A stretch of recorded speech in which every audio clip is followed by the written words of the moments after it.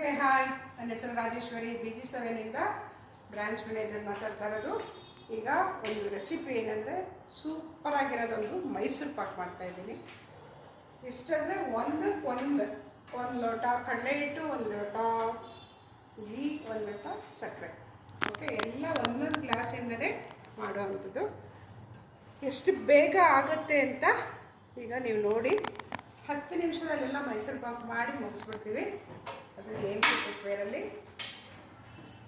ಈಗ ರೋಸ್ಟರ್ ಇಟ್ಟು ಆಡಿಯೋ ತಂದು ಬಿಡ್ತಾ ಇದ್ದೀನಿ. ರೋಸ್ಟರ್ ಇಂಡು ಓಕೆ. ಈಗ ಪ್ರೀ ಹೀಟ್ ಮಾಡೋಕ್ಕೆ ಇಟ್ಟಿದ್ದೀನಿ. ಈಗ ಪ್ರೀ ಹೀಟ್ ಆಗಿದೆ. ಕಡಲೆ ಹಿಟ್ಟನ್ನ ಫ್ರೈ ಮಾಡ್ಕೊಳ್ಳೋದು. ಓಕೆ,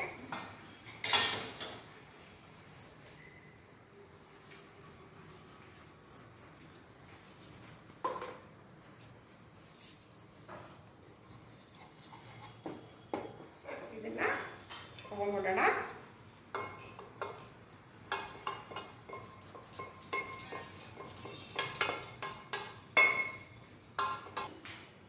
ತುಪ್ಪ ಕಾಯಿಸ್ಕೋಬೇಕು. ಕಾಯಿಸಿರೋದ್ರೊಳಗೆ ಕಡಲೆ ಹಿಟ್ಟನ್ನ ಕಲಿಸ್ಕೋಬೇಕು.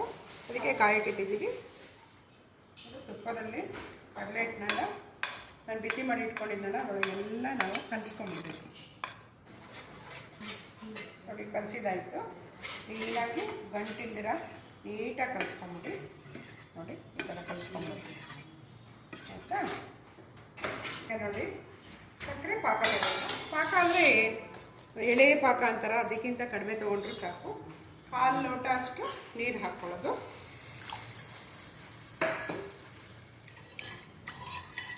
ಈಗ ನೋಡಿ ಎಳೆ ಪಾಕ ಬಂದಿದೆ. ಈಗ ಹೊಡೆದ್ರಾ? ನೋಡಿ, ನಾವು ಲಿಡ್ಡೆಲ್ಲ ಸೈಡೆಲ್ಲ ಇಟ್ಕೊಂಡು ಈಸಿಯಾಗಿ ಮಾಡ್ಬೋದು. ನೋಡಿ, ಸೈಡೆಲ್ಲ ಇಟ್ಟಿದ್ದೀನಿ, ಅಷ್ಟು ಈಸಿಯಾಗಿ ಮಾಡ್ಬೋದು. ಈಗ ನೋಡಿ, ಮೈಸೂರು ಪಾಕು ಬಂದಿದ್ದಲ್ಲ, ಅದನ್ನು ನಿಧಾನಕ್ಕೆ ಈ ಥರ ಹಾಕಿ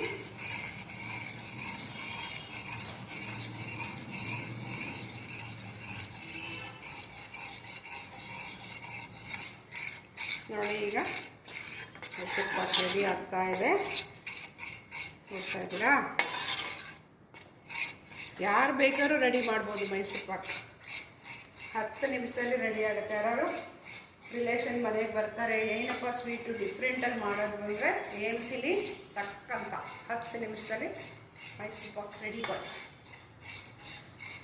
ಮೈಸೂರು ಪಾಕ್ ರೆಡಿ ಆಯಿತು. ಈಗ ಏನಿಲ್ಲ, ತಗೊಂಡು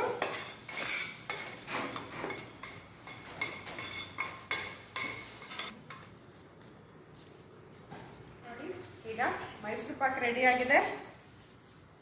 ಘಮ ಅಂತ ಇದೆ, ತಿನ್ನೋಣ ಅನಿಸ್ತಾ ಇದೆ. ಬನ್ನಿ ಎಲ್ಲರೂ ತಿನ್ನೋಣ. ನೋಡಿ, ಮೈಸೂರು ಪಾಕ್ ಕಟ್ ಮಾಡ್ತಾ ಇದ್ದೀನಿ. ನೋಡಿ, ಮೈಸೂರು ಪಾಕ್ ಕಟ್ ಮಾಡ್ತಾ ಇದ್ದೀನಿ. ಎಷ್ಟು ಚೆನ್ನಾಗಿ ಬಂದಿದೆ ಅಲ್ವಾ? ಬಾಯಲ್ಲಿ ಇಟ್ಟಿದ ತಕ್ಷಣ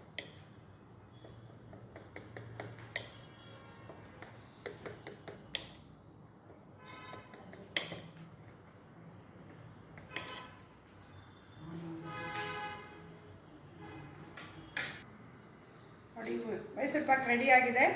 ಎಲ್ಲ ಕಟ್ ಮಾಡಿದ್ದೀನಿ.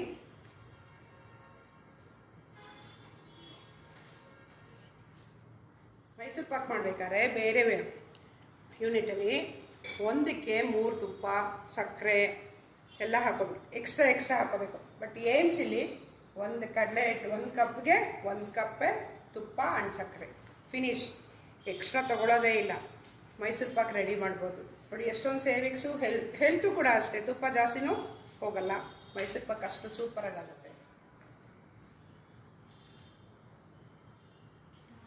ಆಹಾ, ಎಷ್ಟು ಚೆನ್ನಾಗಿದೆ ಗೊತ್ತಾ? ಬಾಯಲ್ಲಿ ಇಟ್ಟಿದ ತಕ್ಷಣ ಮೈಸೂರು ಪಾಕ್ ಹಾಗೆ ಕರ್ಗೋಗ್ತಾ ಇದೆ.